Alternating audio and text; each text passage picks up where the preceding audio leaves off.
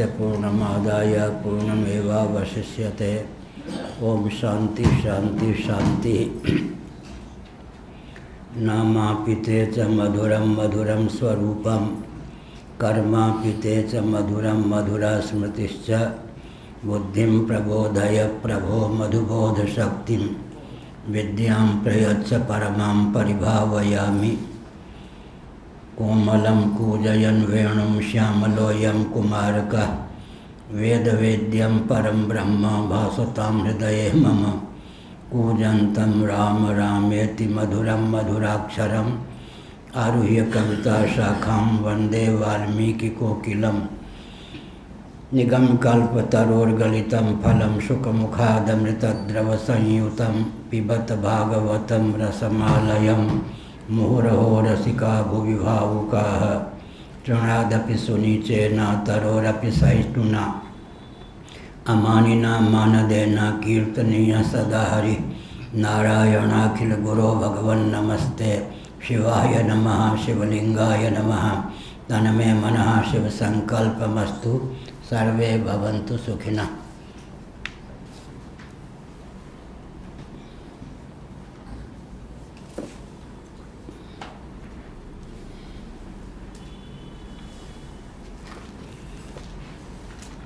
पूज्य गुरुदेव गणेश चतुर्थी के दिन गणेश जी का पूजन करते थे, अनाध्याय रखते थे, 1000 मोदक भोग लगाते थे, 1000 लड्डू। हाँ,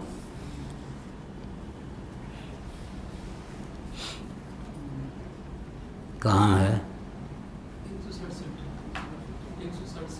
क्या है? भाष्य चले, भाष्य या मूल? मूल हो गया, ठीक।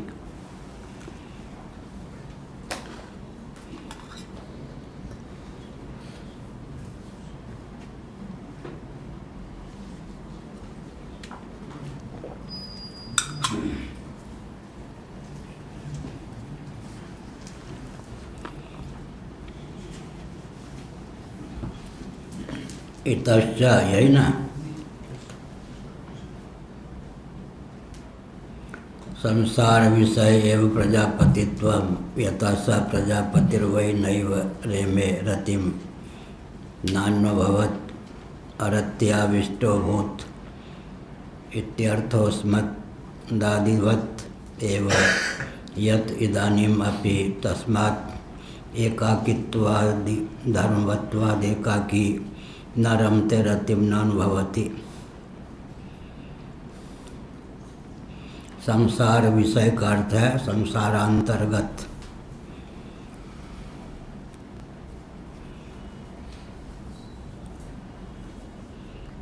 प्रजापति पद की प्राप्ति भी संसार से अतिक्रांत नहीं है, संसार के अंतर्गत ही है, क्योंकि प्रथम संसारी का नाम ही प्रजापति होता है। प्रथम संसारी कौन? लो,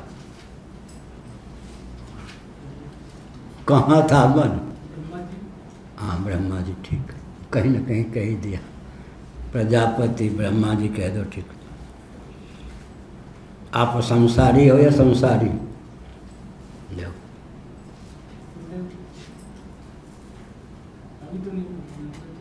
हाँ, संसारी हो, ठीक। ब्रह्मा जी से अभी ऊपर नहीं उठे, ठीक। इतश्च संसार विषय प्रजापतित्वं,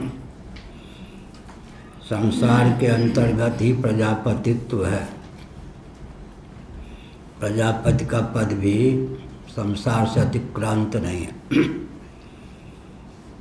यथा स प्रजापतिर्वै नैव रेमे।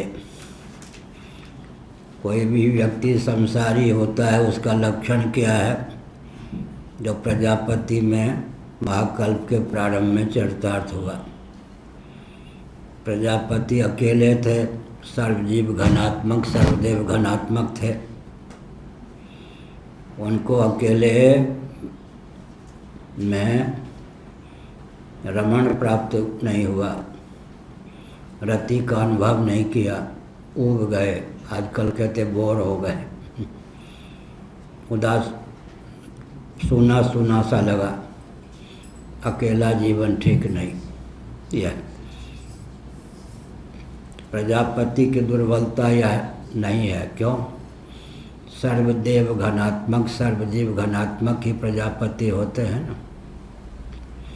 इसलिए जीवों का प्रतिनिधित्व तो क्या जीवों के मूल होते हैं, तो जीवों का स्वभाव उनके माध्यम से व्यक्त होना स्वाभाविक है। यतः स प्रजापतिर्वै नैवरे में रतिम नानुभवत, रति का अनुभव उन्होंने नहीं किया। क्यों? एकाकित्वात् इति शेषः, एकाकी रहने के कारण। कई बार मैंने बताया कि विद्यारण्य स्वामी जी ने पंचदशी में लिखा, एक बच्चा हो, कोई सर्प बिच्छू नहीं, खिला पिला के मस्त मौला बना के बच्चे को माँ एक एकांत कमरे में स्थान में रख दे और छिप जाए, बच्चा रोने लगेगा। भय का हो, भय में हेतु कोई नहीं है, फिर भी रोएगा क्यों? द्वैत सहिष्णुता।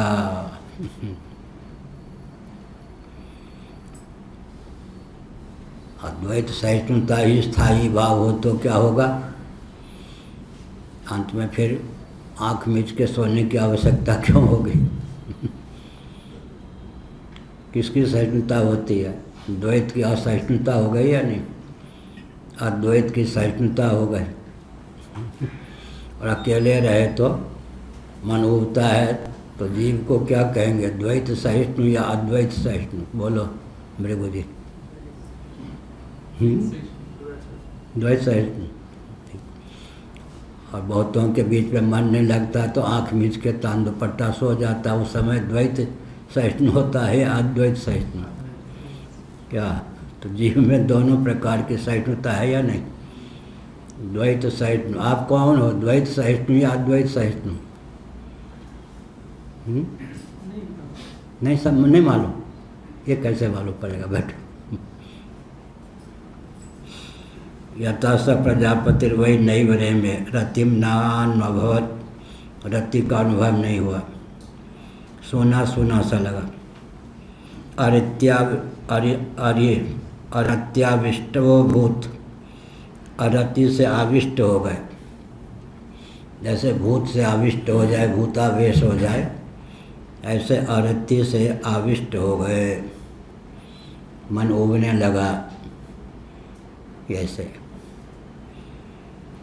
इत्यर्थोस्मदादिवत् एव। प्रजापति के जीवन में इस प्रकार की घटना घटी, अरति का उदय हुआ। हम कैसे समझें? तो भाष्यकार भगवान श्रुति के अनुसार कहते अपना जीवन टटोलने। अस्मदादिवत्, हम लोगों के समान का अर्थ है जन सामान्य के सदृश। इसका अर्थ हम भी अकेले रहने पर ऊब जाते हैं। बहुतों के बीच में रहने पर ऊब जाते हैं, तो फिर विश्राम की आवश्यकता, आँख मीचने की, सोने की आवश्यकता होती है। अकेले मन नहीं रमता तो कोई ना कोई तो चाहिए ना गपाष्टक के लिए। इसलिए विचित्र स्थिति है, कभी द्वैत से उब जाते, कभी अद्वैत से उब जाते। तो यहाँ एकाकी रमण नहीं हुआ।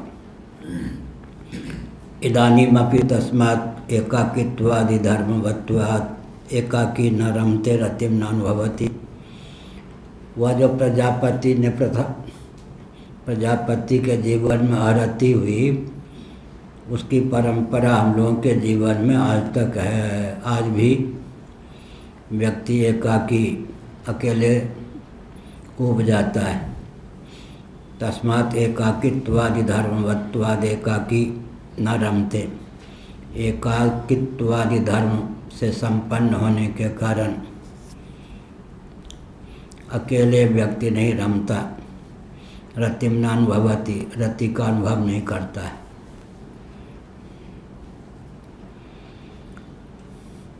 और कोई ना हो तो मन में ही द्वैत बना लेता है। क्या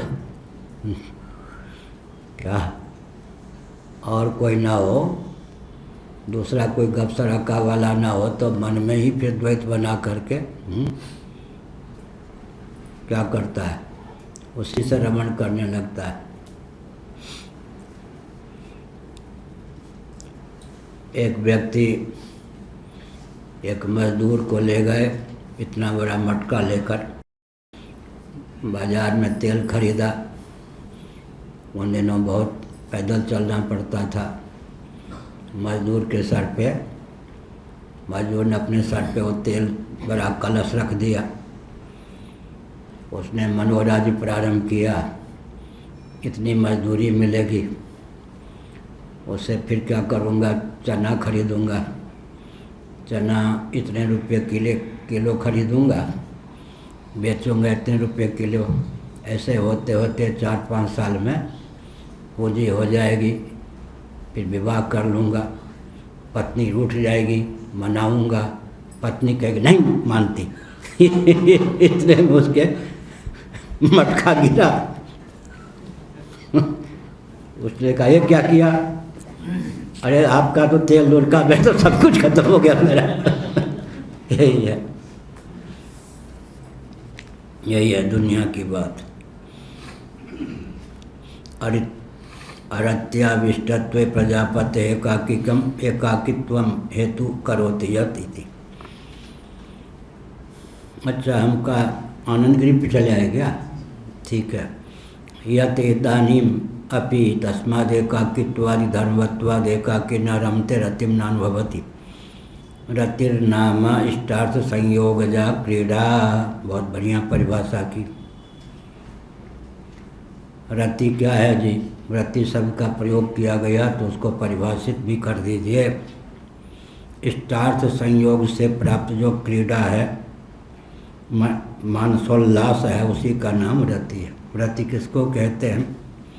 इष्ट अर्थ, अभीष्ट वस्तु और व्यक्ति के मिल जाने पर जो मन में एक उल्लास का उदय होता है, उसी का नाम रति है। रति की परिभाषा उधर गीता में क्या लिखा है? 3 अध्याय में, यस्त्वात्मरतिरेव स्यादात्म तृप्तश्च मानवः आत्मन्येव च संतुष्टस्तस्य कार्यं न विद्यते नैव तस्य कृते नार्थो न कृते नेह कश्चन न चास्य सर्वभूतेषु कश्चिदर्थ व्यपाश्रयः। पूरी गीता याद है? कर लो। हम बद्रीनाथ में थे 1966 में। एक आसन पे बैठ के बद्रीनाथ जी कहाँ बैठ के सुनाते थे, उनको बताया, यहाँ बैठ के हम सुनाते थे। बद्रीनाथ जी को 5 आवृत्ति एक आसन पे बैठ के गीता सुनाते थे। तो 108, फिर 108, 216 आवृत्ति गीता बद्रीनाथ जी को सुनाए। 108 एक बार, 108 एक बार, एक आसन पर बैठकर भूखे प्यासे 5 आवृत्ति। इतना समय हो जाता था, 5 - 5.5 घंटे लग जाते थे। इतने में क्षेत्र जो थे वहाँ पर रोटी भी खत्म हो जाती थी। प्रायः ट्रस्टी जो थे वहाँ के सबसे ऊँचे, वो कहते थे ब्रह्मचारी जी हमारे यहाँ से पूरी खिचड़ी ले लो। हम लेते नहीं थे तो प्राय भूखे रहते। 24 घंटे में इतनी 2 रोटी मिलती थी। लेकिन गीता उस समय याद हो गई थी। 216 आवृत्ति। अभी गीता के सभी श्लोक याद हैं, क्रम से नहीं याद है, लेकिन याद सभी श्लोक। रतिर्नाम इष्टार्थ संयोगजा क्रीड़ा। इष्ट, अभीष्ट, अर्थ माने वस्तु और व्यक्ति, विषय का संयोग मिल जाने पर, सज जाने पर जो मानस में उल्लास होता है, मन अत्यंत आनंद विभोर हो जाता है, उसी का नाम रति।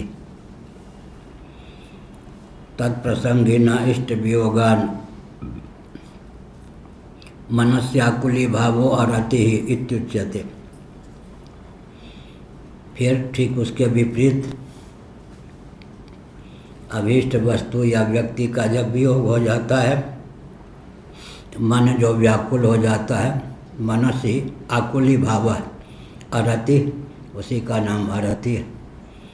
यह अरे वो भी छोड़ के चले गए, हाँ क्या करें, काम काज तो करना ही था, अब अकेले रह के करूँ तो क्या करूँ, इसी का नाम अरति।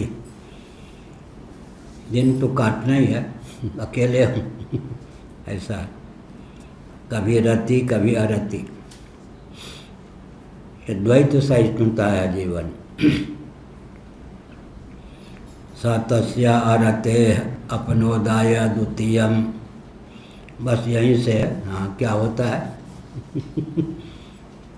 जोड़ा की जा आवश्यकता होती। एक गुरुजी ने चेलवाज से कहा, एक गाय देता हूँ, पालन पोषण करना, और कम से कम 25-30 इसकी परंपरा चल जाए, मैं तीर्थ यात्रा करके लौटूंगा।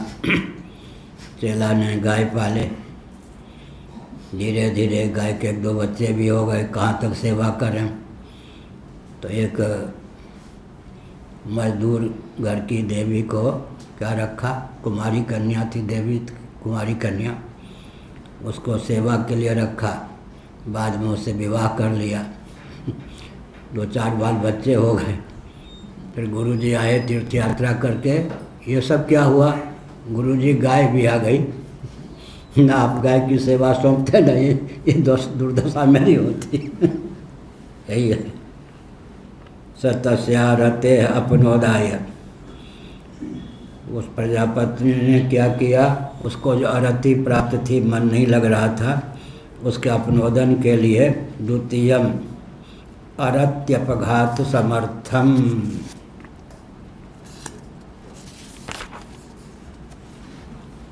स्त्रीवत्त्वैच्छत् वृद्धिम अकरोत्। फिर क्या हुआ, उस आरत्य के अपनोदन के लिए उसने क्या किया, बस प्रजापति पुरुष था ना, उसके अलावा तो कोई था ही नहीं। उसके मन में हुआ कि गृहिणी मिल जाए, पत्नी मिल जाए तो ठीक रहेगा, चोखो रहेगा एकदम।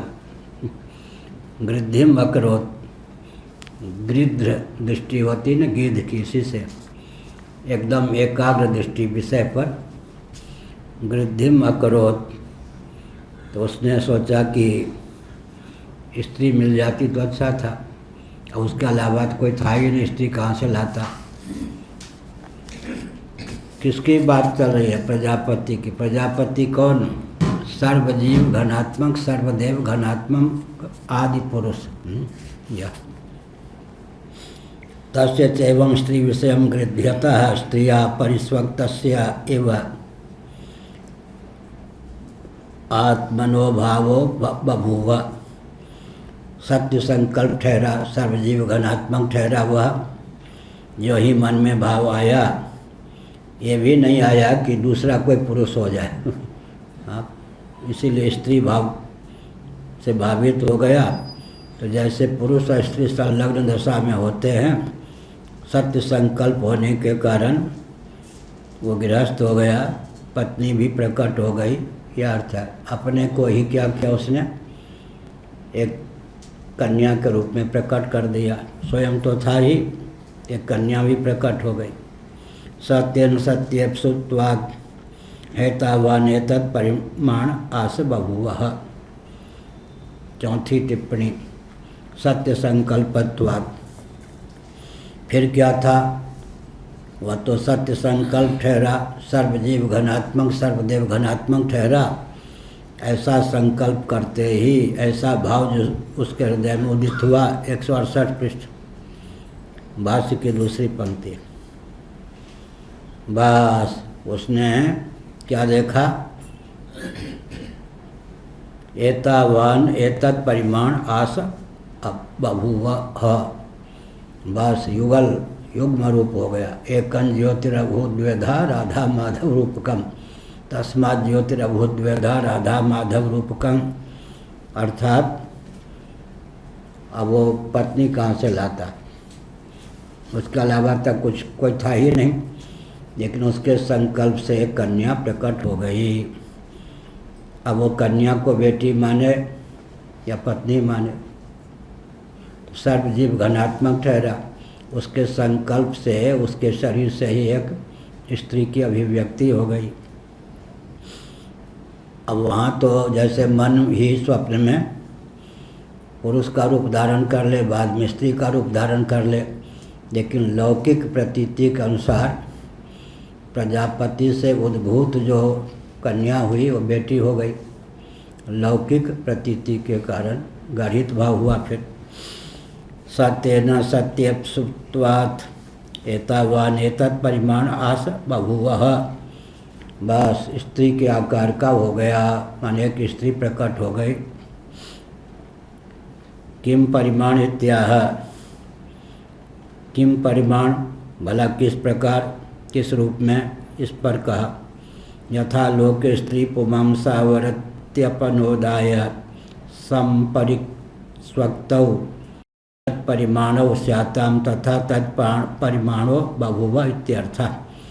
जैसे कोई पुरुष स्त्री से आलिंगित हो तब जो दशा होती है, उसी प्रकार अपने ही संकल्प के कारण उसकी वह दशा हो गई। उससे अभिव्यक्त जो स्त्री थी उससे परिस्वक्त हो गई। यह स तथा परिमाण मेवे ममात्मानं द्वेधा द्विप्रकारम आपातयत पातित्वान। इस प्रकार वह अपने आप को ही सत्य संकल्प के योग से दो रूपों में व्यक्त किया, पति और पत्नी के रूप में स्वयं हो गया पति। उसके संकल्प से जो नायिका प्रकट हो गई वही हो गई पत्नी। इममेवेत्यवधारणम मूल कारणात् विराजो विशेषणार्थम, यह कहा। इसी कारण अवधारण, इमम अवधारण के अर्थ में श्रुति में है प्रयुक्त। मूल कारण जो विराज, विराट, वैश्वानर, विश्वरूप, विश्व, ये सब एक अर्थ वाचक हैं। विश्वरूप दर्शन योग, विश्व, वैश्वानर, विराट, विराज, यह विशेषणार्थम, उसके विशेषण के लिए 8वीं टिप्पणी में इन्होंने लिखा व्यावृत्त्यर्थम। यह विशेषण जो होता है व्यावर्तक होता है, अपने विशेष्य को अन्य विशेषण घटित से व्यावृत्त कर देने में समर्थ होता है। क्षीरस्य सर्वोपमर्देन दधिभावापत्तिवत विराट भावोपमर्देन नैतावान आशा। ऐसा नहीं समझना चाहिए कि जैसे दूध होता है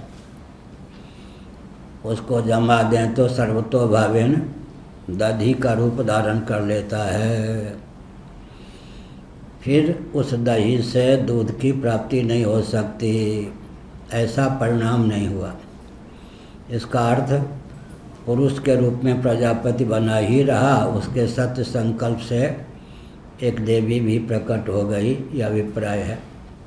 एक स्त्री शरीर का भी प्रादुर्भाव हो गया। दूध दही का रूप धारण कर ले तो दूध बचता ही नहीं, ऐसा नहीं। पुरुष भावापन्न रहने पर भी सत्य संकल्प के प्रभाव से एक स्त्री की अभिव्यक्ति हो गई। किम तर्हि आत्मना व्यवस्थितस्यैव वैराजः, यह कहा। सत्य संकल्पत्वात्, ऐसा हुआ कैसे भाई? तब तो फिर आजकल के भी जो दूल्हा होना चाहते हैं अपने संकल्प से ही दुल्हन को प्रकट कर दें क्या? ऐसा नहीं। किम तर्हि आत्मना व्यवस्थितस्यैव विराजः, आत्मस्वरूप में स्थित रहते हुए ही विराज ने रति की निवृत्ति के लिए जो संकल्प किया तो हुआ क्या? सत्य संकल्पत्वात् आत्म व्यतिरिक्तम स्त्री परिस्वक्त परिमाणम शरीरांतरम बभुव। बस सत्य संकल्प होने के कारण अपने अतिरिक्त एक स्त्री का प्राकट्य हो गया, उससे संलिप्त हो गया वह। स एव च विराट तथा भूत साहितावान आसेति सामानाधिकरण्यात्। सामानाधिकरण्य परस्पर अपर्याय एकार्थ निष्ठ और एक विभक्तिक हों तब सामानाधिकरण की प्राप्ति व्याकरण के अनुसार होती है। अपर्याय हों दो शब्द, एक विभक्तिक हों और एकार्थ निष्ठ हों तब जाकर सामानाधिकरण की प्राप्ति होती है व्याकरण के अनुसार। स एव च विराट तथा भूता सा किसने बताया हमको? पूज्य गुरुदेव ने बताया था, धर्म सम्राट श्री कर्पात्री जी महाराज। स एव च विराट तथा भूता साहितावान आस इति सामानाधिकरण्यात्। सामानाधिकरण को लेकर इसका अर्थ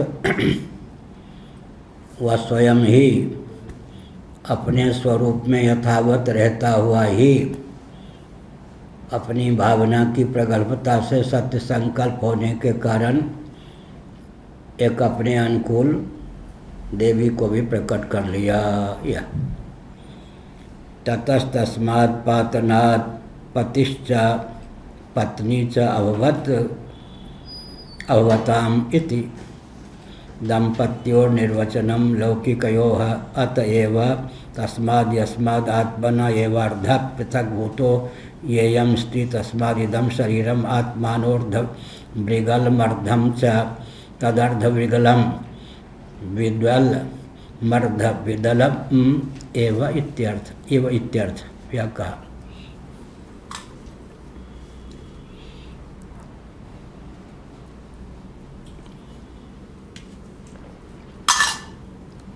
जैसे शक्तिपात में पात शब्द है, ऐसे ही यहाँ ततस्तस्मात् पातनात् शक्तिपात के कारण सत्य संकल्प होने के कारण स्वयं को ही उसने पृथक एक स्त्री के रूप में भी प्रकट कर लिया, इसीलिए उसका नाम है पति और पत्नी दोनों हो गया। पति भी शतरूपा, पत्नी कौन हुई? शतरूपा। मनवर शतरूपा कहाँ तप किए? नैमिषारण्य में। शतरूपा, शतरूपा के पिता कौन थे? हाँ, ब्रह्मा जी। ठीक। पति मनु शतरूपा जब तप करने गए कहाँ? नैमिषारण्य में। अच्छा, ब्रह्मा जी थे पिता, हिरण्यगर्भ पति। बैठ। ठीक।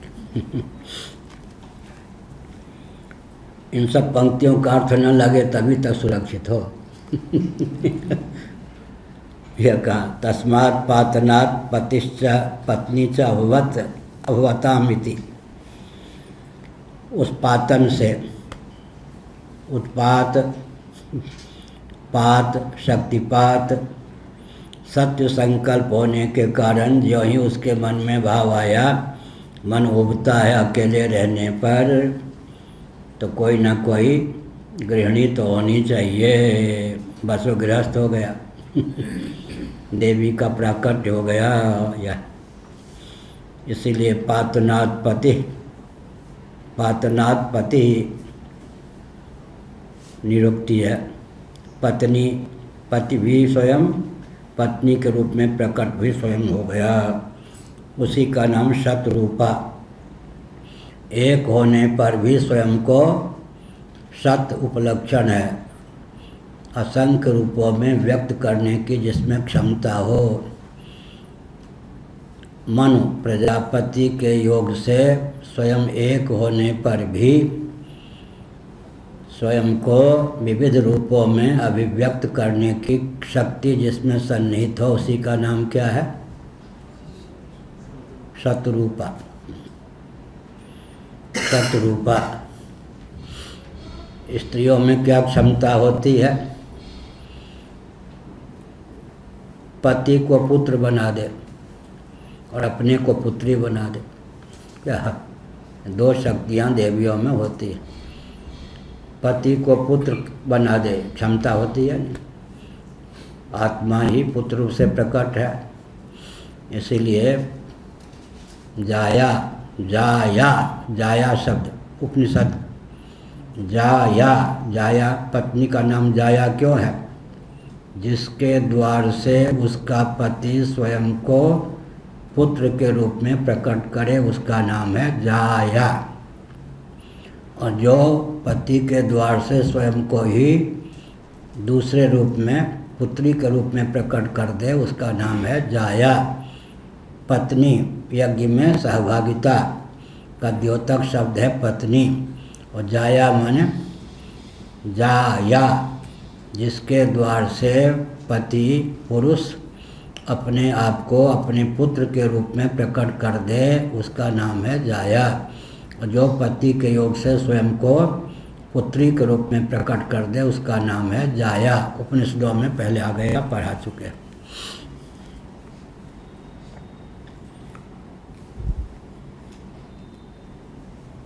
ततस्तस्मात् पातनात् पतिश्च पत्नी च भवताम् इति दंपत्योर निर्वचनम। यह दंपति का निर्वचन है, निरुक्ति है, निरूपण है। यह दंपति दंपति नहीं दंपति दंपति का निर्वचन है।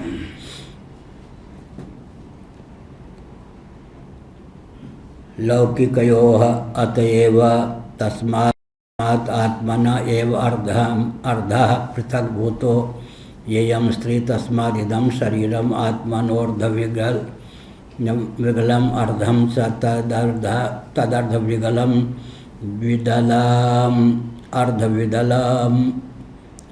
अर्धविदलमेव इत्यर्थ। जैसे चना इत्यादि होते ना द्विदल, एक से दो हो जाते ना, ऐसे द्विदल। ये एक चना पे दो दल के रूप में प्रकट हो जाए से। स्वयं तो पहले एक ही था। उच्छूनावस्था, उच्छूनावस्था का अर्थ है अगर चना मटर जौ इत्यादि को जल का योग प्राप्त हो जाए तो फूल जाए। अंकुरोत्पत्ति के पूर्व की अवस्था का नाम उच्छूनावस्था। एक है बीजावस्था, एक है उच्छूनावस्था, फिर अंकुरावस्था, फिर आगे का काम चलता है ऐसे ही। ततस्तस्मात् पातनात् पतिश्च पत्नी च भवताम् इति दंपत्योर निर्वचनम। यही दंपति का निर्वचन है, निरूपण है। लौकिकयोः अतएव तस्माद् यस्मात् आत्मना एव अर्धः पृथक् भूतो येयं स्त्री तस्मादिदं च शरीरम आत्मनोर्धविगलमर्धं च तदर्धविगलं विदलम अर्धवत् विगलमर्धविदलम् इव।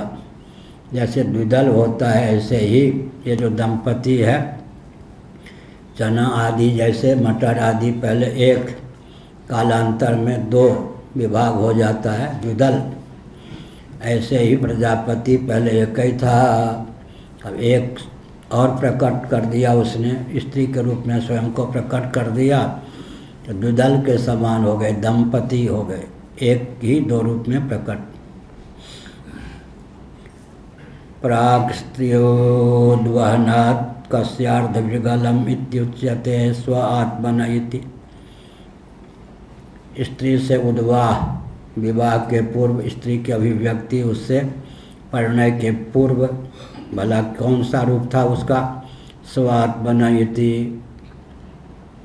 तस्यापि विराट स्व माने पुरुषस्य, पुरुष रूप में था एक ही।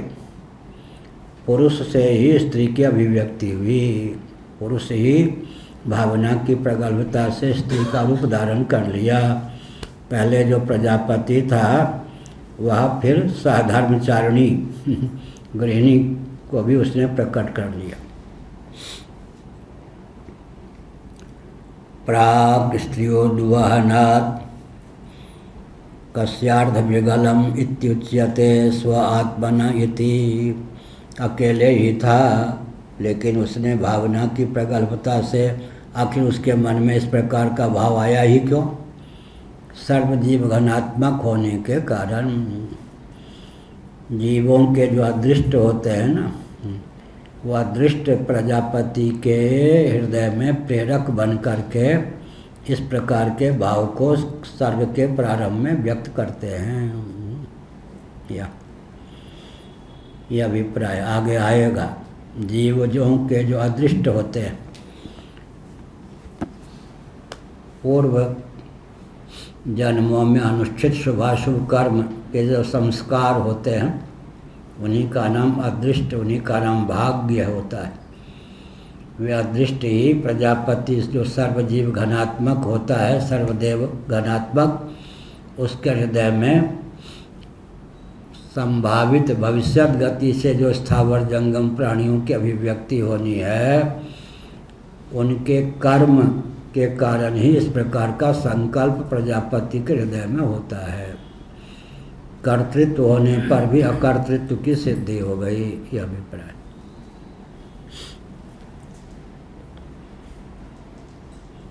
इसीलिए किसी को देखकर क्रोध आ गया, किसी को देखकर दया आ गई, तो क्या हुआ? क्रोध के पात्र पर क्रोध आ गया, दया के पात्र पर दया आ गई।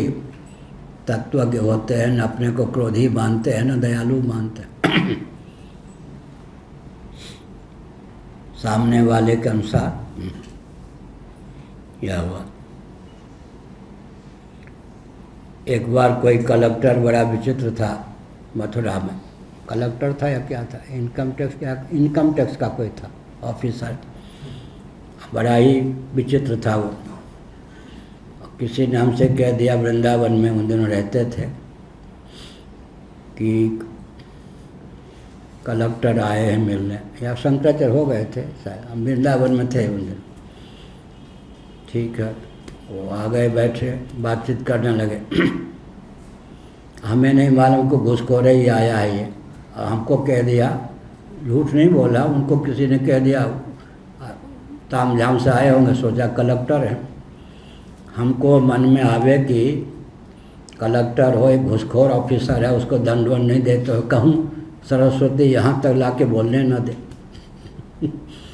15-20 मिनट या आधा घंटा उससे बात की। जब गया तो किसी ने कहा, जिस महाराज भूल हो गई, बात यह है कि वो ये थे। हमने कहा भगवान ने बचाया आपको। नहीं तो आप कहते बड़ा घूसखोर है वो, वही था बैठा हुआ।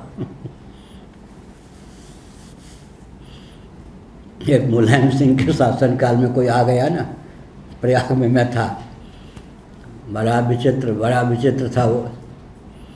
और उसको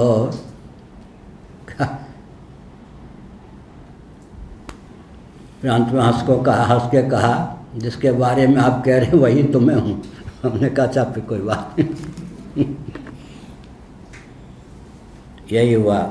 प्राग स्त्री दुवहनात् कस्यार्ध मृगलम इत्युच्यते स्व आत्मनयते। आखिर वह द्विदल हुआ, स्त्री पुरुष तो था ही, स्त्री के रूप में भी परिणत हुआ, तो उसका मौलिक स्वरूप क्या था? वह स्वयं ही। एवं आह स्मोक्तवान किल याज्ञवल्क्यो यज्ञ से वल्को वक्ता यज्ञवल्क्य तस्यापत्यम। याज्ञवल्क्यः दैवरातिः इत्यर्थः। वल्क का अर्थ होता है वक्ता। यज्ञवल्क्य यज्ञ का निरूपण करने वाला, उसका जो बेटा होगा, पुत्र होगा, वो याज्ञवल्क्य। वल्क माने वल्कल में जो वल्क है, लो हटा दें तो वल्क रह जाता। वल्क माने वक्ता। वल्को वक्ता, वल्क माने वक्ता। यज्ञवल्क मूल शब्द है, यज्ञ का वक्ता। यज्ञवल्क माने यज्ञ का वक्ता। उसका पुत्र हो गया तस्य पत्यम याज्ञवल्क्य। दैवराति उसी को कहते हैं, उसी का नाम ब्रह्मा है, उसी का नाम देवरात्रि। दैवरात्रि, दैवराति याज्ञवल्क्यो दैवराति। यज्ञवल्क, वल्क माने वक्ता, वल्को वक्ता, यज्ञवल्का उसका बेटा हो गया याज्ञवल्क्य। दैवराति इत्यर्थः।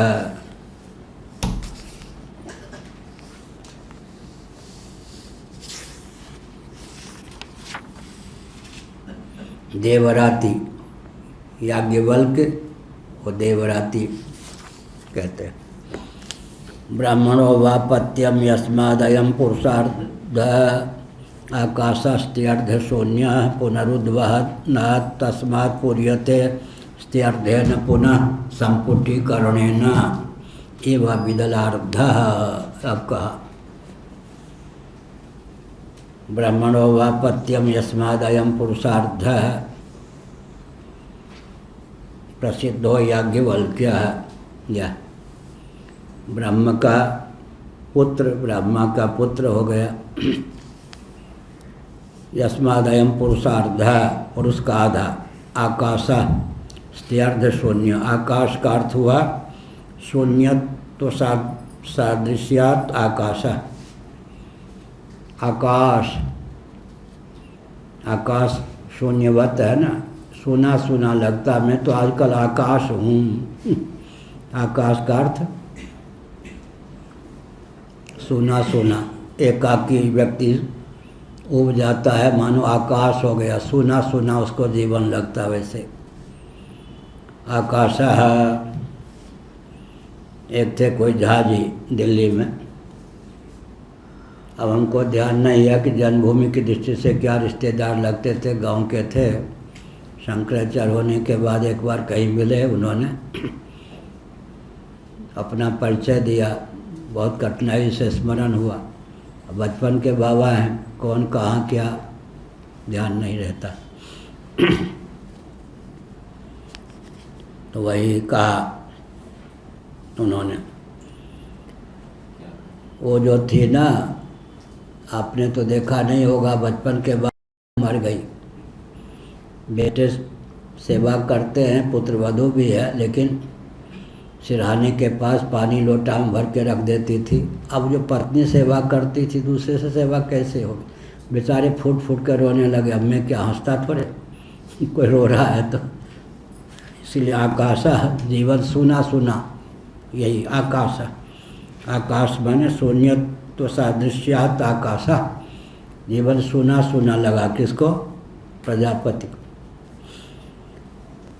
पुरुष का आधा हो गया, अर्थात पुरुषार्ध। आधा क्या हुआ? युग्म रूप में प्रकट हो गया हुआ, इसलिए अर्धांगिनी कहते हैं। अर्धांगिनी पुरुष का आधा। आकाश, आकाश माने सोना सुना सा जीवन लगता था। अपने सत्य संकल्प के कारण प्रजापति ने ही जब अपने को स्त्री भावापन्न भी कर लिया, तब स्त्यर्ध शून्य पुनः या उद्वहनात् तस्मात् पूर्यते स्त्यर्धेन पुनः संपुटीकरणेन एव विदलार्धः। जैसे कोई चना इत्यादि के दो दल हो जाए, और कोई क्या कर दे फिर मिला दे, कल्पना करें, दो दल हो जाए फिर मिला दे, ऐसे ही संपुटीकरणेन एव विदलार्धः। उसने सत्य संकल्प से अपने आप को अर्धांगिनी के रूप में भी प्रकट कर लिया। फिर वो दोनों एक ही भूत हो गए, तो मानो द्विदल आपस में मिलकर पूर्ववत एक दाना बन गए। तामसा प्रजापतिर्मन्वाख्य, वो जो प्रजापति, उन्हीं का नाम मन।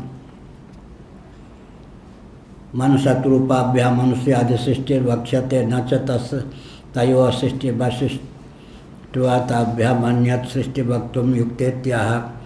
विराजम असृजत ब्रह्मा सोऽसृजत् पुरुषः विराट पुरुषम तम मनु विद्धि यस्येयं मानवी प्रजा। तुलसीदास जी ने भी लिखा, जहिते हुए नरशिष्टि अनुपा मनवर शत्रुपा। यह हुआ। वह जो प्रजापति वह मनवाख्य हो गए, मनु नामक हो गए। शत्रुपाख्यात मनो दुहितरम पत्नीत्वेन कल्पिताम। संभल के सुनना चाहिए।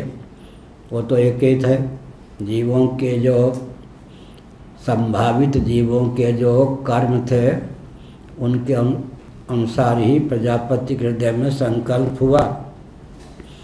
तो उस समय तो अकेले थे, एकाकी मन नहीं रमा, तो फिर दूसरे पुरुष को प्रकट करने की भावना न होकर स्वयं को स्त्री रूप में प्रकट करने की भावना हुई। वो स्त्री ही शतरूपा, और ये हो गए मनु प्रजापति। मनु का अर्थ होता है मंत्र। मनु शब्द का प्रयोग उपनिषदों में 5-7 बार मंत्र के अर्थ में हुआ है। मनु का अर्थ होता है मंत्र, मनु का अर्थ होता है मंत्र दृष्टा, मनु का अर्थ होता है मंत्रार्थविद, मनु का अर्थ होता है प्रजापति। शून्य की भावना जो हुई, क्या ये सोच सकते हैं कि ये उसी से ही आकाश बना? आकाश की उपमा दी है। अच्छा, परमात्मा से आकाश बना, वो प्रक्रिया अलग है। यहाँ पर है कि आकाश जैसे सोना सोना सा होता है, अवकाशप्रद आकाश, अवकाशप्रदात्राकाश, आकाशम आकाशा दोनों कह सकते हैं। अवकाशप्रदा अवकाशप्रद आकाश होता है भाव पदार्थ। आकाश बने यहाँ सोना सोना सा, जैसे अकेले मन न लगे सोना लगे, इसलिए आकाश का अर्थ है शून्यवत, शून्यकल्प हो गया। क्या स्वयं होने पर भी अर्धांगिनी की प्राप्ति न होने के कारण शून्य सरीखा हो गया। जब अपने संकल्प से ही प्रजापति ने एक स्त्री को रच लिया, उससे एकीभूत हो गया, तब उसको लगा कि हाँ अब जीवन सार्थक हुआ। आकाश अब नहीं रह गए, अब क्या हो गए? वायु हो गए। आकाश वायु को रच करके वायु से एकीभूत हो जाए, मानो ऐसे ही।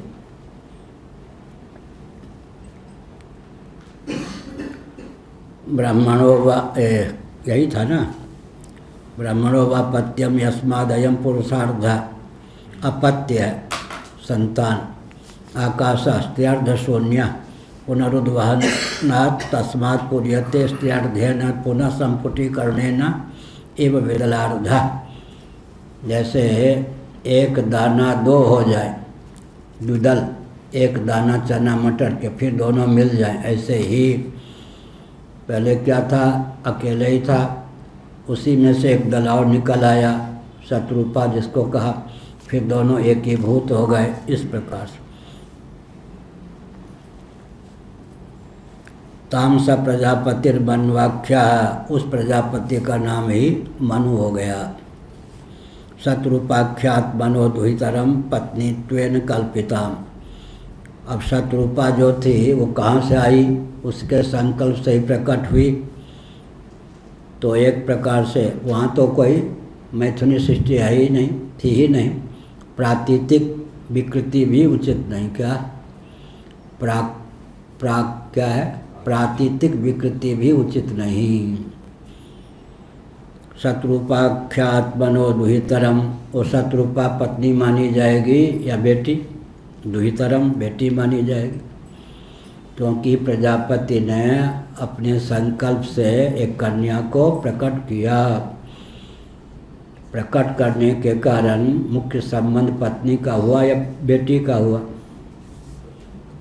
दुहितरम बेटी का हुआ, लेकिन उसने कल्पित किया कि मेरी पत्नी हो। उसमें क्या हुआ? उसका संकल्प ही हेतु है। वो तो अकेले था,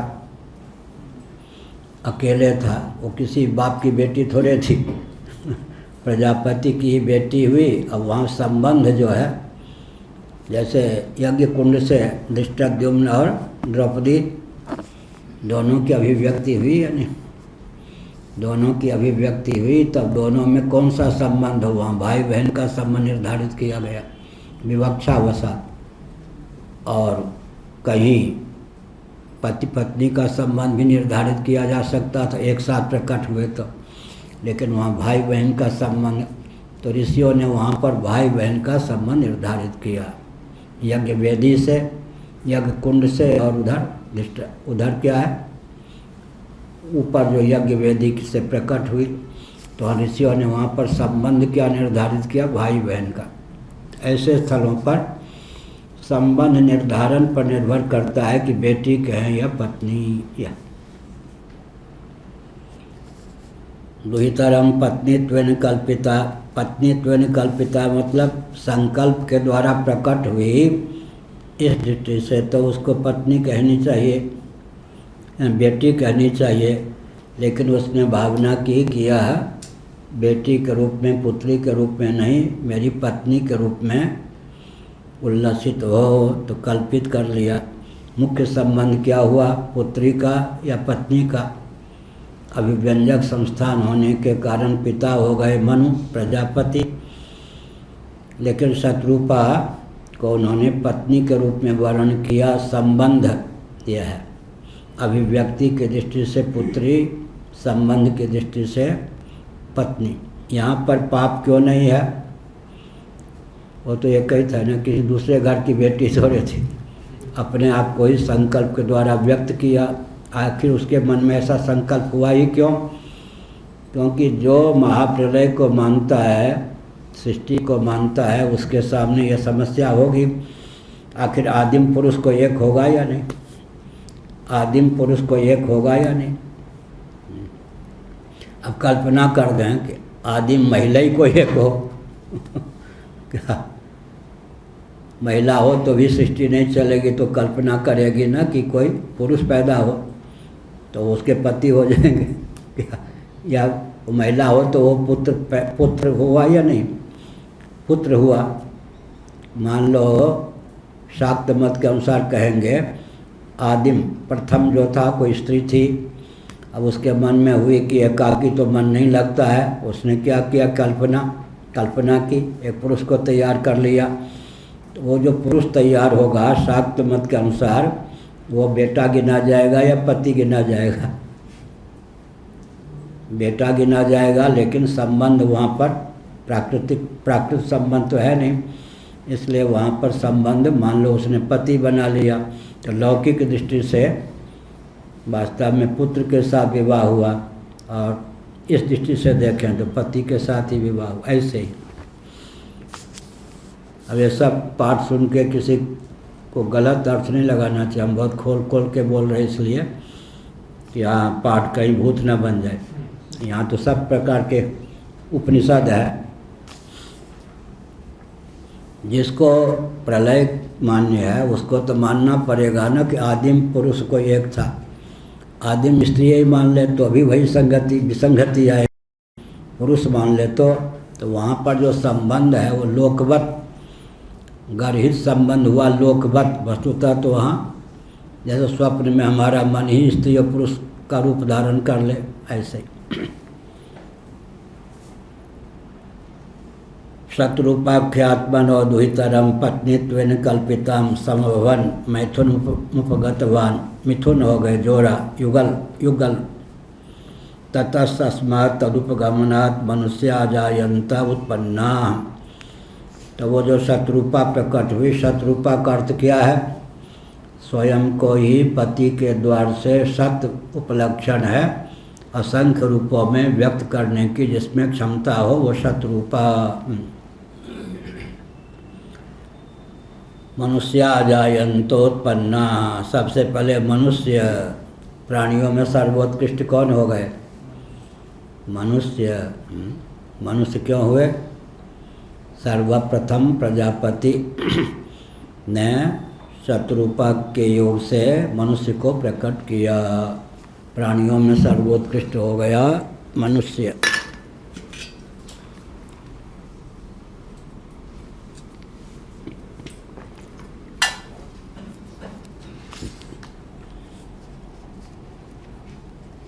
प्रथम ब्राह्मण कौन, हाँ बताया था, क्षत्रिय, हाँ, और वैश्य, हाँ, शूद्र, पूषा, ठीक, बढ़िया याद है।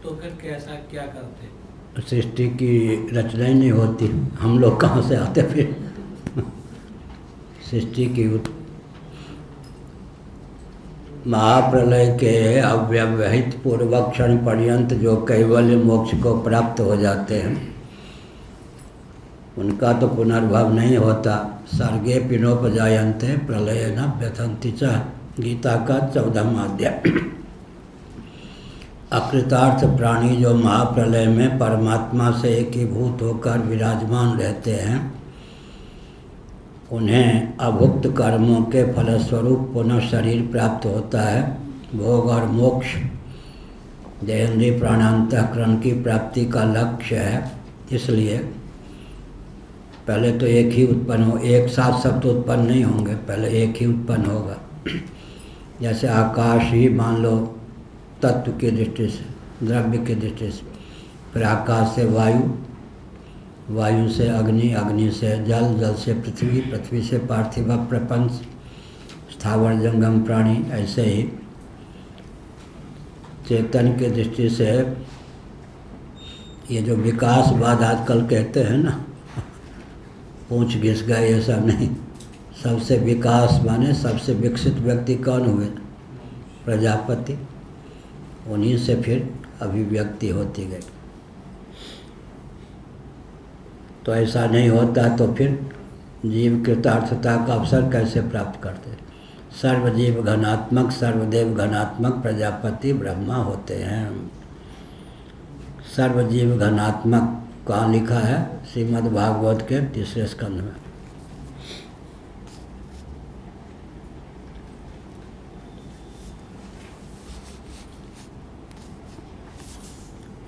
एवं स्मा उक्तवान किल याज्ञवल्क्यो यज्ञस्य वल्कः वक्ता। याज्ञवल्क के पुत्र का नाम हो गया याज्ञवल्क्य। याज्ञवल्क्य वो लोग बोले, महाराष्ट्र आदि में बोलेंगे यज्ञवल्क, यज्ञवल्क। वल्क माने वक्ता। यज्ञ का वक्ता कौन होगा? याज्ञवल्क। उसका पुत्र कौन होगा? याज्ञवल्क्य। वल्क 167 चला, आनंद गिर चलेगा तो ये ठीक, अच्छा बताए। 167 चलो। प्रजापते है ठीक। प्रजापते भयाविष्टत्वेन संसारांतर्भूतत्व मुक्तम इदानीं तत्रैव हेत्वंतर्वाह।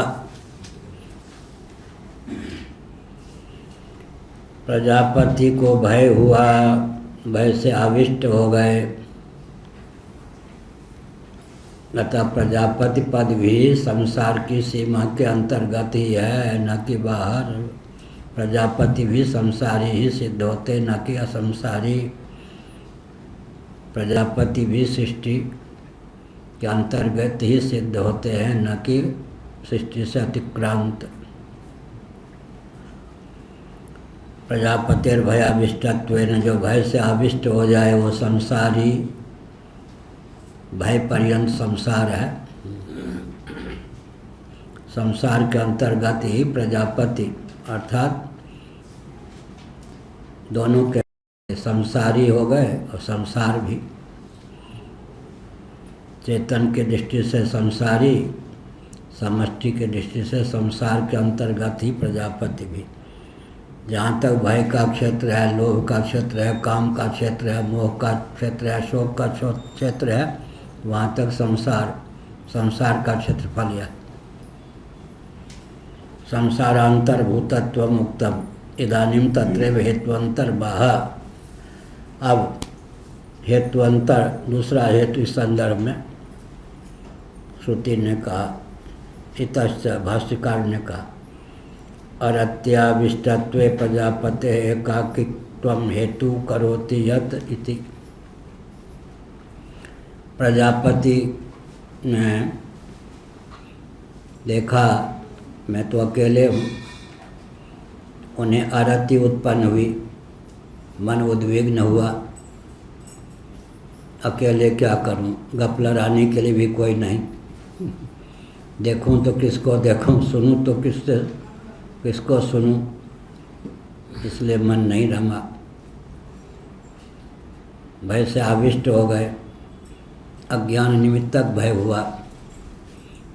दूसरे से भय होता है, लेकिन द्वैत सहिष्णुता की दशा में अपने से ही भय हो जाता है। जैसे छोटा बच्चा है, भय का निमित्त न होने पर भी अकेले छोड़ दें तो चिल्लाने लगता है। ऐसे ही द्वैत में अभिनिवेश आसक्ति के कारण व्यक्ति को भय होता है। द्वैत सहिष्णुता के कारण भय, यद्यप भय का प्रयोजक कोई नहीं अज्ञान के अतिरिक्त, लेकिन भय हो जाता है। भय से आविष्ट हो गए, इसलिए संसारी और संसार की सीमा का अतिक्रमण न करने वाले ही प्रजापति सिद्ध हुए। अरत्याविष्टत्वे प्रजापते एकाकित्वम हेतु करोति। अरति से आविष्ट हो गए। आविष्ट माने बाह्याभ्यंतर आपाद मस्तक ग्रस्त हो गए, अकेले रहने के कारण।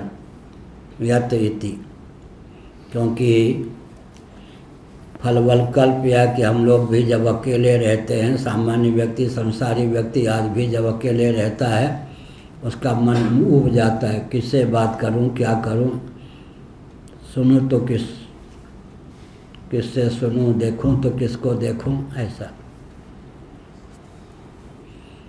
कार्यस्था रति कारणस्था रतेर लिंगम इति अनुमानम सूचयति। चौथी टिप्पणी। विराडात्मा अरत्याविष्टो भूत एकाकित्वात् अस्मदादिवत्। यह वो विराट पुरुष अरति के आविष्ट हो गया एकाकी होने के कारण, जैसे कि हम आप अरति के वशीभूत हो जाते हैं, अकेले मन उब जाता है, यह हुआ।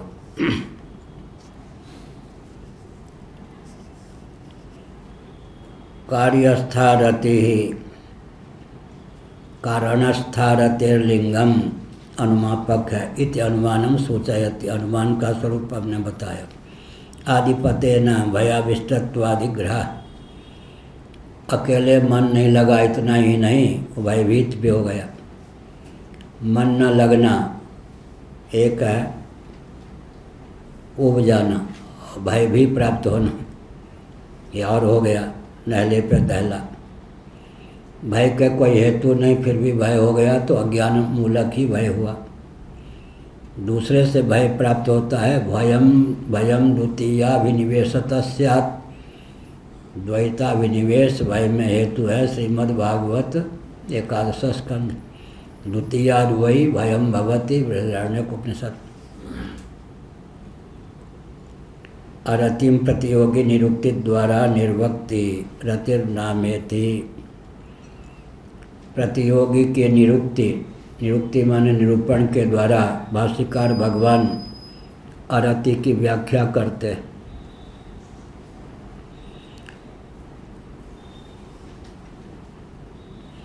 यही नीचे से दूसरी पंक्ति भाष्य की। इष्ट वियोगान मनस्याकुली भावो अरति ही।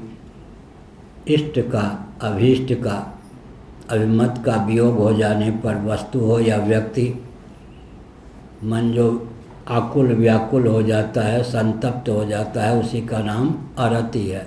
ऐसा कहा। कथम तर्हि यथोक्ता रति निरसनम इत्याशंक्य सद्वितीयम ऐसत इत्येतद् व्याचष्टे। तब फिर प्रश्न उठा कि वो जो प्रजापति को अरति हुई, अरति से अत्यंत आविष्ट हो गए। जैसे भूतावेश होता है वैसे ही अरति का आवेश हो गया, आविष्ट हो गए। आपाद मस्तक बाह्याभ्यंतर संलिप्त हो गए, सर्वथा व्याकुल व्यथित हो गए।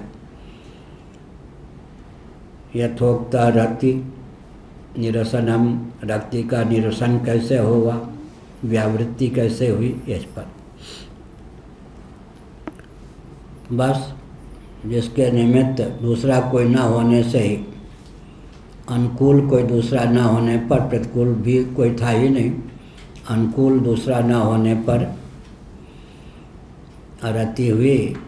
तो उस अरति के निवारण के लिए सत्य संकल्प प्रजापति ने क्या किया, द्वितीयम ऐच्छत, दूसरे की भावना की इच्छा की सत्संकल्प होने के कारण वो शत्रुपा के रूप में स्वयं व्यक्त भी हो गया। अब कहीं दूसरा ही पुरुष प्रकट कर लेता तो भी काम नहीं चलता, सृष्टि की उत्पत्ति कैसे होती। इसलिए आखिर द्वैत से ही उसको अरति, द्वैत न होने से अरति की प्राप्ति हुई। तो मान लो दूसरा पुरुष तो सृष्टि की रचना नहीं होती, इसलिए शत्रुपा की अभिव्यक्ति उसी के श्री विग्रह से हुई। उसने अपने संकल्प के प्रभाव से शत्रुपा की संरचना कर ली।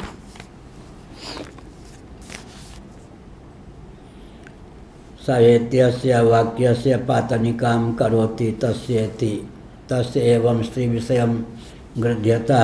भाष्य की पहली पंक्ति 168। स्त्रिया परिस्वक्तस्य एव आत्मनो भावो बभूव। सहेति अस्य वाक्यस्य, इस वाक्य की पातनिका, उपोद्घात जिसको कहते हैं, पातनिका करोते हैं, उपोद्घात।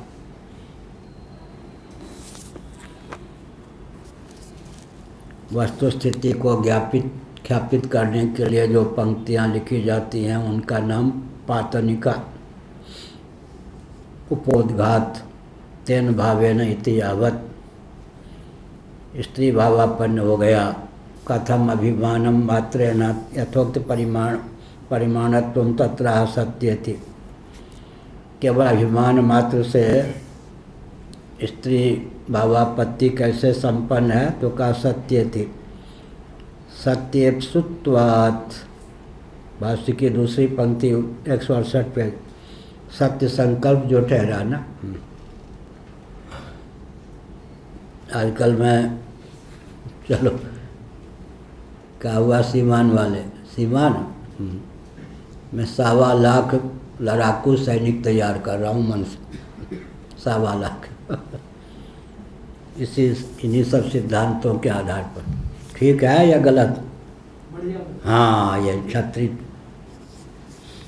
1.25 लाख से काम चलेगा या ज़्यादा?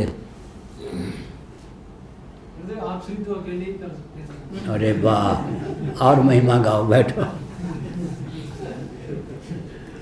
1.25 लाख जो मरने कटने वाले ना हो, अंतर्धान हो सकें, छिप सकें, जिनके लिए प्याऊ भगवान राम ने कैसी सेना तैयार की। रहने के लिए तंबू आदि की जरूरत थी क्या?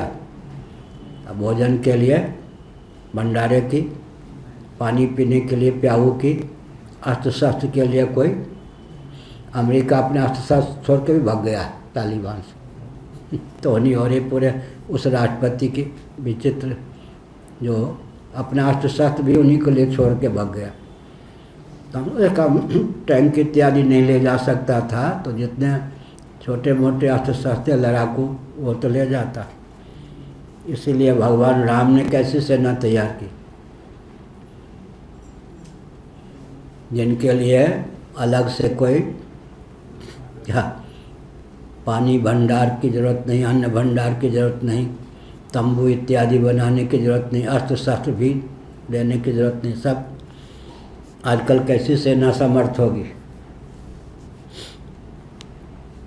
छिप जाएं, प्रकट हो जाएं, खाने पीने की व्यवस्था स्वयं कर लें, क्या ऐसी सेना समर्थ होगी ना? वहाँ कैसी सेना समर्थ हुई? वानर बंदर देवता ही लोग थे ना। तो कोई पानी की व्यवस्था नहीं करनी पड़ी, भोजन की व्यवस्था नहीं, अस्त्र शस्त्र की व्यवस्था नहीं, लात घूसा दांत क्या यही सब ना। ऐसे अब किस प्रकार के सैनिक की जरूरत पड़ेगी, ये बोलेंगे निकेश जी। युग के अनुसार। उस समय तो राम जी को ऐसी सेना चाहिए थी, अयोध्या से एक भी सैनिक न मंगाने पड़े, सारा काम बाहर के सैनिकों से काम चल जाए, अस्त्र शस्त्र भी नहीं गनर नहीं चाहिए, बस दांत है, मुक्का है, मुष्टिका है, पाँव है। आजकल कैसे सैनिक चाहिए, युगानुकूल। विविध क्षेत्रों में जो लोग काम कर रहे हैं वो अपना अपना काम करते हुए ही अपने अपने स्थान पर रहते इतने प्रबुद्ध बने और शूरवीर बने ठीक। कि अवसर आने पर वहीं से वो अपना अपने अपने क्षेत्र में काम शुरू करते। हाँ, पूरी से कुछ न सप्लाई करनी पड़े, सप्लाई कुछ नहीं, अयोध्या से कुछ नहीं। ठीक, ये भी है। बोले ये जामवंत मंत्री यदि बूढ़ा, ये त्रेता की कहानी है। और द्वापर ये में द्वापर में इतना बड़ा युद्ध किया उन्होंने, भगवान से ही युद्ध किया। वृद्ध वयों नहीं तो करता हूँ कुछ सहाय। उस समय के जो अपने को वृद्ध कहते थे, वो लाखों, कल बताया था ना, लाखों वर्ष बाद सबके छक्के छुड़ा दिए बुढ़े ने जामवान, उनकी बेटी जामवती। उसका क्या कारण है इतना? उस समय जो अपने को वृद्ध मानते थे, वो लाखों वर्ष बाद भी उन्होंने वो पराक्रम दिखाया। त्रेता की दृष्टि से अपने को वृद्ध मानते थे, या द्वापर की दृष्टि से युवक थे। क्या आज अगर कोई पांडव जी के समय का व्यक्ति मिल जाए बुढ़ा से, तो आजकल के युवक उसके सामने क्या टिके? क्या त्रेता और द्वापर की संधि में, त्रेता के आरंभ में भगवान राम का प्राकट्य एक वचन, वो भी है कल्पवृक्ष। दूसरा, त्रेता और द्वापर की संधि में भगवान राम का प्राकट्य हुआ, ये भी वचन है कल्पवृक्ष। उस समय वृद्ध वयों, यहाँ पर छक्के छुड़ा दिया द्वापर, लाखों वर्ष बाद भी ऐसे। उस समय के वृद्ध आज के युवकों के कान काटने वाले क्या?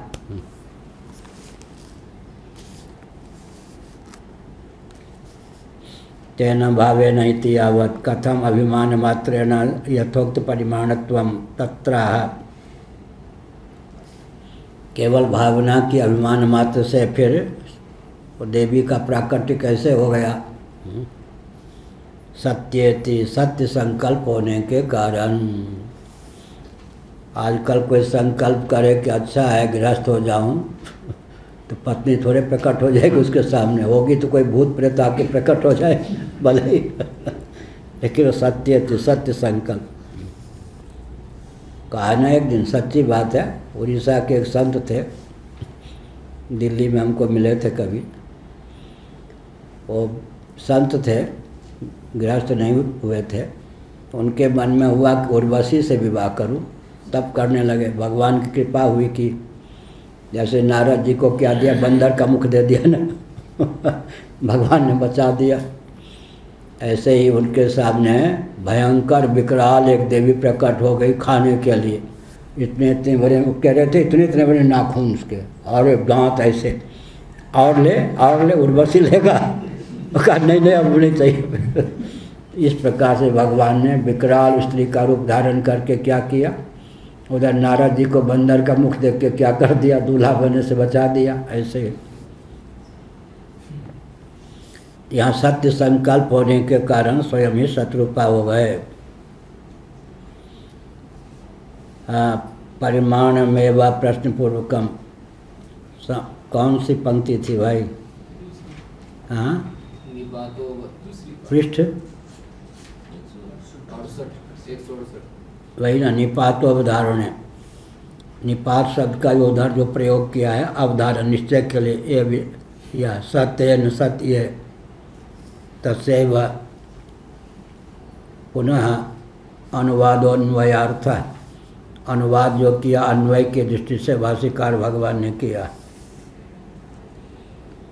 परिमाण में व प्रश्न पूर्वकम विवृणोति किमित्यादि न, परिमाण का वर्णन करते हैं, किस रूप में परिमाण था, किम परिमाणम परिमाण इत्याह, किम परिमाण इत्याह यथा लोके स्त्री पुंस, ये सब किस रूप में हुए? युग्म रूप में, एक दूसरे से संलग्न रूप में प्रकट हुए, यह अभिप्राय हुआ। संप्रति स्त्री पुंसयोः उत्पत्ति माह। अब स्त्री और पुरुष दोनों की उत्पत्ति का प्रकार बताते हैं। स तथेति, स तथा तत्परिमाणमेवं आत्मानं द्वेधा द्विप्रकारम आपातयत पातितवान। सत्य संकल्प होने के कारण स्वयं ही प्रजापति शत्रुपा को भी प्रकट कर लिया, शत्रुपा के रूप में भी उसी की अभिव्यक्ति हो गई अभिप्राय।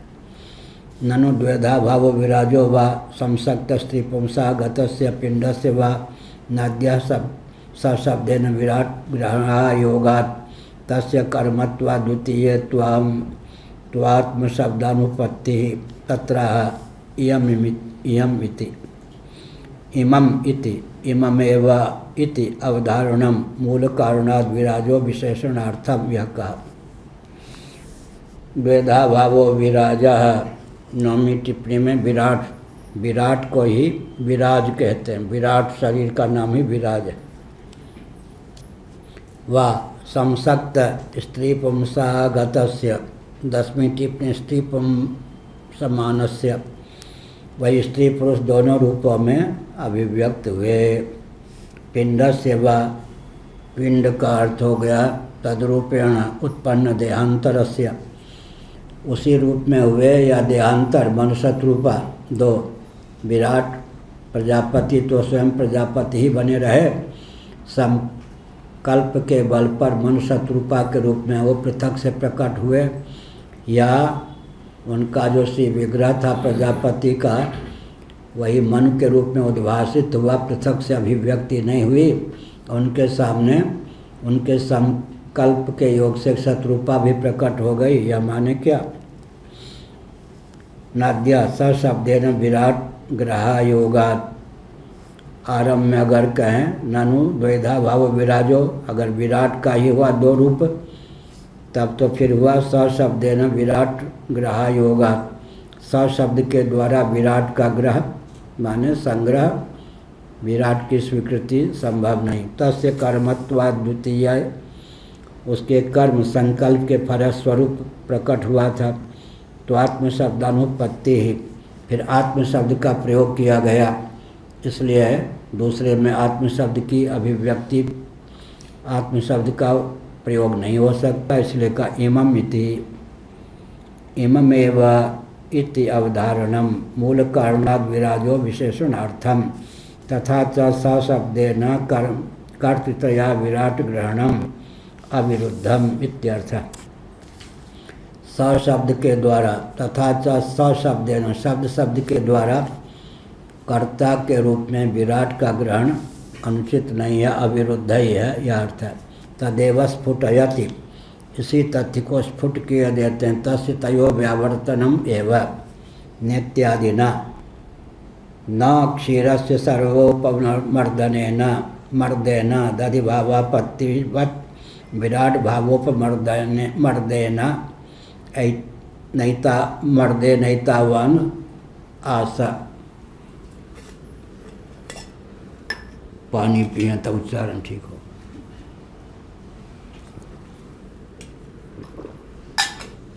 जैसे दूध सर्वतोभावेन दधि के रूप में परिणत हो जाए, ऐसे ही प्रजापति तो नहीं रह गए, मन शत्रुपा के रूप में प्रकट हो गए, ऐसा नहीं कह सकते।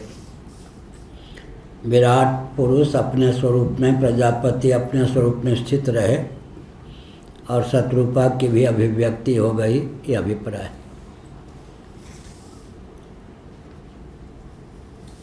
तस्य तर्हि दुधाकर्णम यह किम तर्हि इति, किम तर्हि आत्मना व्यवस्थितस्य विराजः, आत्मस्वरूप में स्थित रहते हुए ही विराट ने क्या किया, अर्थात दूध जैसे दही का रूप धारण कर ले ऐसा नहीं, सुवर्ण जैसे सुवर्णाभूषण के रूप में उल्लसित हो, इस प्रकार समझना चाहिए। आकाश रहता हुआ ही जैसे वायु के रूप में उल्लसित हो, इस प्रकार समझना चाहिए। अपने स्वरूप का विलोप न करते हुए ही यह अभिप्राय।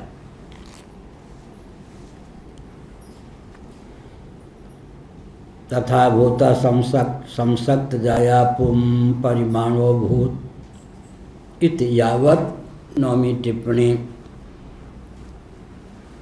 तथा तस्यापि विराडाकारत्वात् इति भावः। वह संसक्त स्त्री पुरुष जैसे संलिप्त हो, भूत होकर परिलक्षित हो, उसी प्रकार वह शत्रुपा से एकीभूत होकर मनु के रूप में अभिव्यक्त हुआ, यह अभिप्राय। स्वयं को ही उसने मनु शत्रुपा दोनों के रूप में व्यक्त कर लिया। न केवल मनु शत्रुपेत्यनयोः एव दंपत्योरिदं निर्वचनम किंतु लोक प्रसिद्धयोः सर्वयोरेव तयोरेतद् द्रष्टव्यं सर्वत्रस्य संभवात् इत्याह लौकिकयोः इति।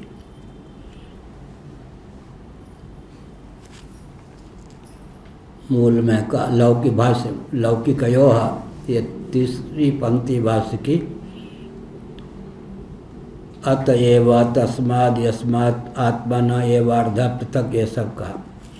जैसे लौकिक न्याय से भी सिद्ध है, एक ही चना जौ मटर इत्यादि का जो बीज या दाना होता है वो द्विदल हो जाता है, ऐसे दो रूपों में व्यक्त हो जाता है। फिर द्विदल एक ही भूत हो जाए तो एक ही होता, एक के दो, दो के एक, ऐसे ही। उक्ते निर्वचने लोकानुभवम अनुकूलयति, जो कहा गया निर्वचन निरूपण किया गया अनुभवारूढ़ करने के लिए लोकानुभव को भी इस संदर्भ में अनुकूल करते हैं, माने प्रस्तुत करते हैं, ताकि सामान्य व्यक्ति भी तथ्य को समझ जाए। प्रागिति सह धर्मचारिणी संबंधात् पूर्वमित्यर्थ।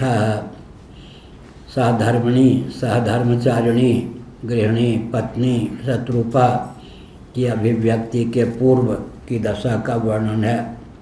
व्यभिचारिण्या पर स्त्री प्रापणेन न भवति पूर्णतये त्याशयेन स्त्रियादुर्वहनादिति भाष्यं व्याचष्टे साधर्मचारिणी संबंधात् इति। साधर्मचारिणी के रूप में ख्यापित किया गया यह वर्त। अर्थात हमने कहा कि जैसे यज्ञ कुंड से कौन उत्पन्न हुए, धृष्टद्युम्न, और यज्ञ वेदी से द्रौपदी।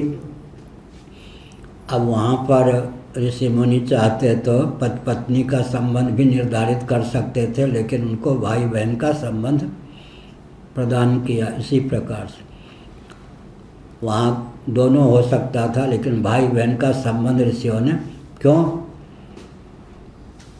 वहाँ संकल्प था ना कौन, द्रुपद का।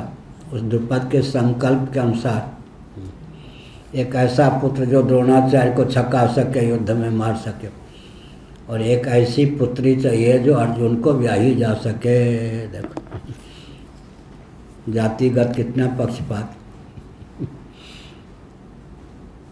द्रोणाचार्य ने कहा ना, बंदी बना ले, छका दे इसको अर्जुन।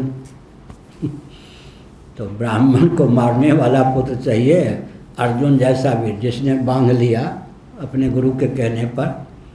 द्रुपद द्रोण सहपाठी थे ना, लाग डांट हो जाने के कारण, तो सोचा कि अर्जुन, आखिर द्रोणाचार्य ने तो अर्जुन को प्रेरित किया ना, मारने योग्य है तो ये ब्राह्मण, और क्या है जमाई बनाने योग्य है तो क्षत्रिय।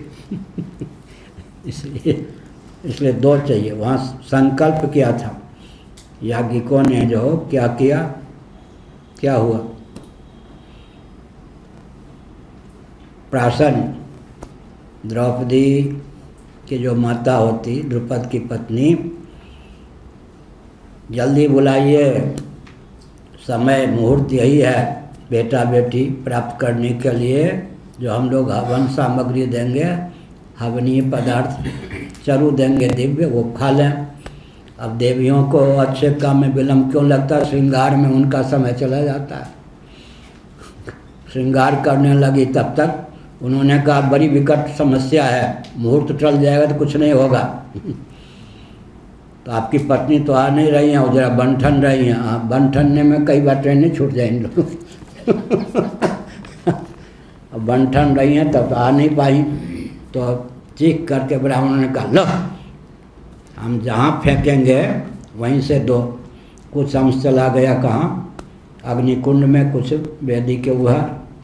अग्निकुंड से धृष्टद्युम्न उत्पन्न हो गए और वहाँ से द्रौपदी उत्पन्न हो गई। यह तो बेटा बेटी का संकल्प था ना, तो ये अयोनिज हो गए। क्या माँ के गर्भ से उत्पन्न नहीं हुए अयोनिज? क्यों? माँ तो बनने ठनने में लग जाए, जिनको माँ होना था वो तो आई ही नहीं। यजमान की पत्नी तो उस समय थी नहीं, बनने ठनने में लग गई। ऋषियों ने कहा मुहूर्त टल गया तो टल ही गया, यूँ फेंका। यज्ञ कुंड से हो गए भाई का जन्म। भाई बहन का संबंध क्यों हुआ? द्रुपद का संकल्प था एक ऐसा बेटा जो द्रोणाचार्य को मार सके, लेकिन द्रोणाचार्य को मालूम था ये जो पैदा किया गया है धृष्टद्युम्न मुझे मारने के लिए। ब्राह्मण देखो, अब वो सोचता था कौन? द्रुपद। बंदा कैसा था कि द्रोणाचार्य के पास भेज दूं, उन्हीं से धनुर्वेद सीखेगा ना। आखिर यज्ञ कुंड से उत्पन्न हुआ है, लेकिन द्रोणाचार्य को मारने योग्य तब होगा जब द्रोणाचार्य ही इसको सिखावें।